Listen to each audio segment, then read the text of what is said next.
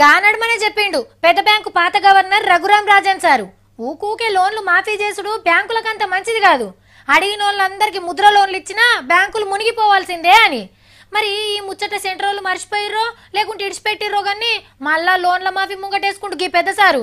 ఇక ఇది చూసినాక మళ్ళా మా సత్తిగాడు సూట్ కేసు పట్టుకొని ఏ బ్యాంకు ముంగట నిలబడతాడో నాకు లోన్ కావాలి అని. ఈ 4 ఏళ్ల పేరు మీద ఎన్ని లోన్లు మాఫీ అయినాయో తెలుసునా? 3,16,000 కోట్లు.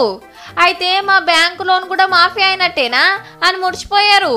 మాఫీ అయినాయి మొండి పద్దులు అంటే పెద్ద పెద్ద మోతేవర్లు తీసుకున్న అప్పులన్నట్టు.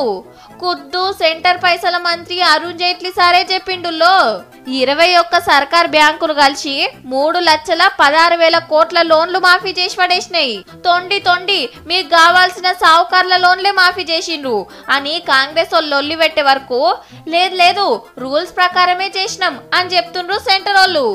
కానీ అదే గరీబ్ వాళ్ళు ఎల్లకనో కిస్తీలు కట్టకుంటే ఇంటి ముంగట్టుకొచ్చి ఇజ్జత్ తీస్తారు. గా మాలియాలు మోడీలు నితిన్ అసంటి 1000 కోట్ల అప్పులు కూడా మాఫీ చేయండి సార్లు. పాపం కట్టలేక ఏరే దేశాలకు పారిపోయి ఎంజాయ్ చేస్తుండ్రు.